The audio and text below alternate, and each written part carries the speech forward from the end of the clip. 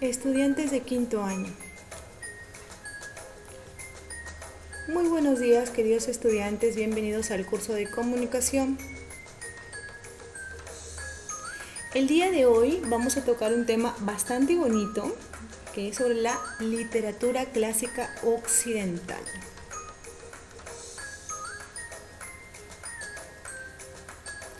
Muy bien.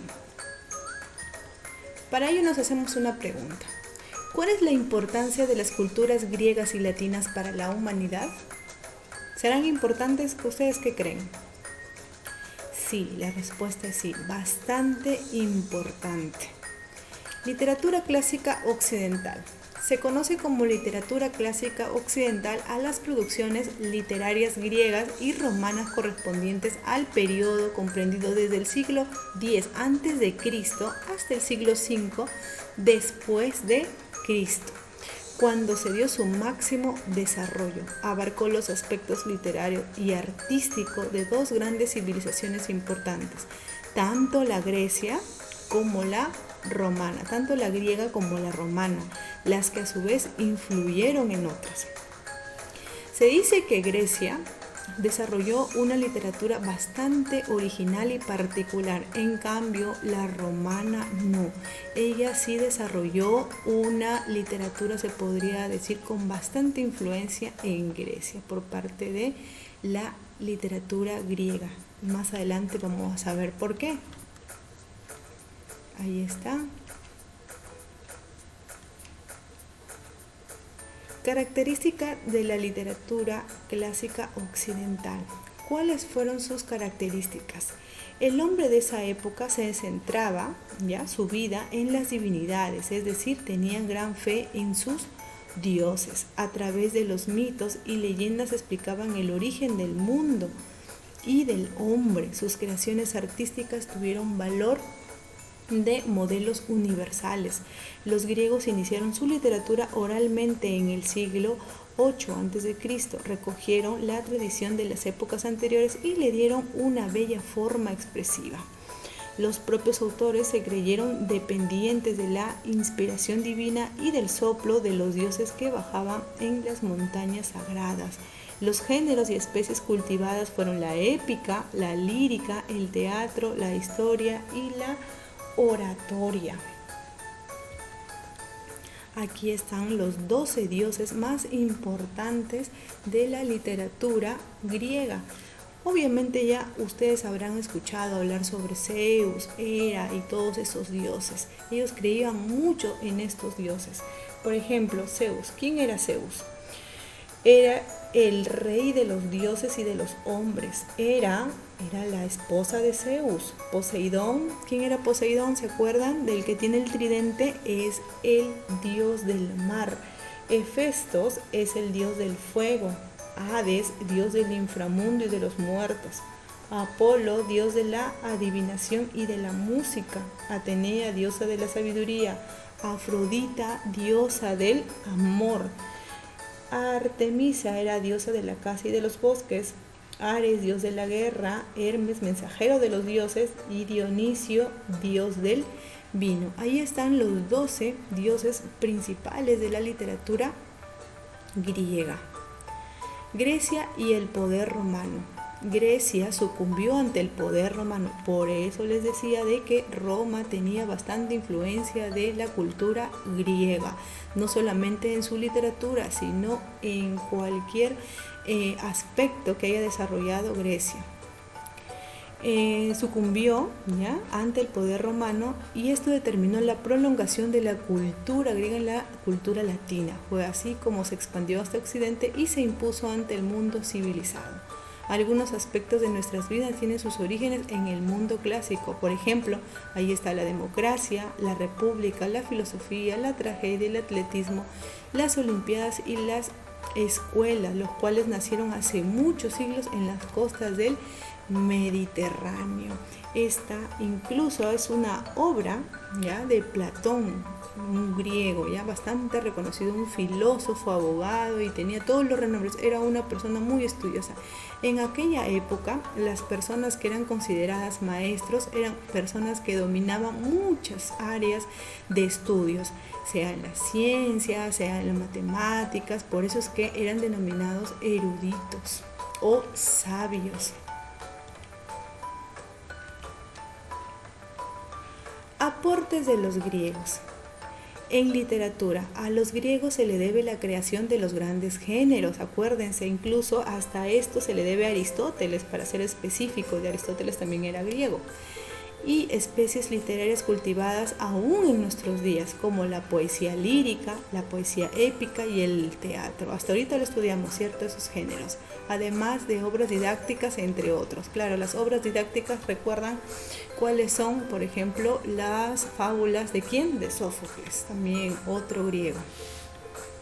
Ahí está, toda su influencia en la literatura. En arquitectura, los modelos griegos de la antigüedad son considerados clásicos. Sus estilos arquitectónicos han sido imitados una y otra vez a lo largo de la historia. Imagínense que ellos vienen de una cultura que se dio antes de Cristo. Y ahorita, imagínate cuántos años han pasado y aún seguimos con su influencia. El templo fue, sin lugar a dudas, uno de los legados más importantes. Este es uno de sus legados más importantes. ¿Cómo se llama? El Partenón. Si en algún momento ustedes tienen la posibilidad de viajar a ver esta maravilla del mundo cuando puedan, yo sinceramente, sin dudarlo, y tuviera la posibilidad, lo haría. ¿Ya? Debe ser un sueño poder visitar este lugar.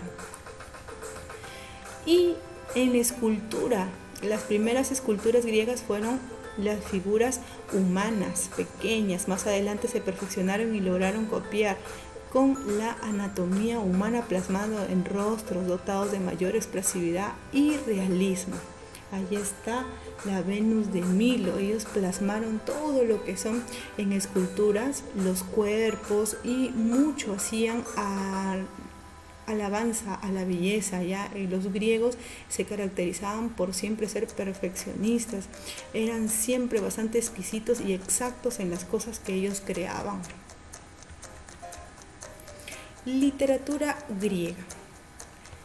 Según su contexto histórico-cultural, existieron dos estados que sintetizaron la historia de Grecia: Atenas y Esparta. El primero fue un estado que apuntó hacia la democracia, mientras que el segundo apuntó hacia la aristocracia, es decir, al mandato de una sola persona sobre los demás. En el siglo VI a.C. ya estaba completo el proceso de formación de Grecia. Nunca fue unificado. A pesar de ello, miren, a pesar de que nunca, siempre tuvieron ideas diferentes ya por los estados, tenían una civilización común que asociaba a los griegos dentro de una gran unidad.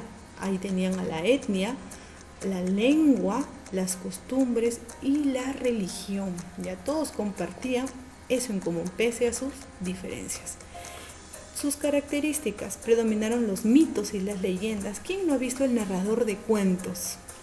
Yo creo y estoy segura de que todos lo han visto, y si es que no, pues nunca es tarde, pueden verlo, está en YouTube, pueden descargarlo, venden CDs. Es una maravilla, la verdad, ver esos antiguos cuentos, relatos de mitos y leyendas griegas. La finalidad era la belleza y la verdad. Buscó la perfección. Eso justamente se los había mencionado a través del contenido y la expresión literaria de la obra. Las manifestaciones de la literatura griega se expresaron fundamentalmente en la poesía lírica y épica y en el teatro o género dramático. Los periodos, fueron 3 los periodos. En el periodo jónico arcaico es el siglo de oro. ¿Y por qué se le denomina el siglo de oro? ¿Por qué creen ustedes que se le denominaba el siglo de oro? Porque fue la época en la que más sobresalieron, ¿ya? Fue la época en la que más producción artística y en todos los sentidos tuvo Grecia. Ya aparecieron las grandes obras. Ahí están las obras de Homero y la obra que ustedes van a leer. Ahí está la Ilíada y la Odisea. Ahí lo tenemos a Homero. Se dice que Homero fue ciego. Ya se dice que fue ciego, y ahí también se especula la autoría de la Ilíada, porque como ustedes ya están leyendo la Ilíada, describe mucho paisajes, cosas exactas, detalles de personajes, de lugares y todas esas cosas, ¿no? Entonces se discute o se duda mucho de su autoría de Homero, porque se dice que era ciego. Entonces, si era ciego, ¿cómo es posible que haya descrito de manera tan precisa tantos acontecimientos? En el periodo clásico, el más representativo es el que denominó el siglo de Pericles, del siglo V al siglo IV antes de Cristo. Y en la época o el periodo de la decadencia o helenismo es la época de la conquista romana y de la influencia de otras costumbres, ya por medio de una guerra. Obviamente tuvo que haber una guerra ahí para que ellos puedan, se podría decir, hacerse, ¿no?, de todo lo que es Grecia. La poesía épica. ¿Qué es la poesía épica? Se concibe desde Aristóteles como un género literario en el cual el autor narra con verosimilitud hechos legendarios o ficticios. Ahí tenemos un fragmento de la Ilíada, ¿no?, el caballo de Troya. El nacimiento, escuchar las heroicas hazañas guerreras de sus antepasados. Los temas, estos temas estaban relacionados con la leyenda de la guerra de Troya y con las dificultades del regreso de los héroes a sus tierras. Eso se da en la obra Odiseo. Los representantes fueron Homero y Hesíodo. Las clases, como en toda poesía tuvieron clases, la popular y la culta. En la popular se dice que la poesía fue transmitida oralmente por los aedos. ¿Y quiénes eran los aedos? Los aedos eran los que se conocían también como poetas, ¿no?, que iban de pueblo en pueblo. Eran como unos oradores, ¿no?, pero lo hacían de manera popular. En cambio, en la clase culta ya eran personas que se podría decir se dedicaban a elaborar ya literatura netamente dicha, ¿no? Ahí están los poetas conocidos. La poesía lírica se ocupó de los sentimientos e inquietudes del presente. Bien, eso es bastante característico, ¿cierto?, en la lírica. Ahí está. ¿Y por qué se llama lírica? Porque se dice que antiguamente estos poemas eran acompañados de ese instrumento, de ahí su nombre, poesía lírica, porque eran acompañados de ese instrumento llamado lira.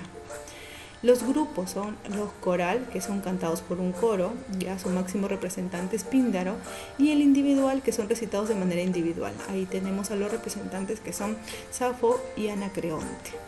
Aquí están los grupos, de manera coral son cantos en grupo, y los individuales. Muy bien, eso ha sido todo por hoy. Espero que les haya gustado este tema, que es un tema bastante bonito, ya, en el cual tenemos que sacarle full provecho para poder, sobre todo, comprender nuestra obra que estamos leyendo, la Ilíada. Muy bien, gracias por su atención. Conmigo será hasta otra oportunidad. Nos vemos, chicos.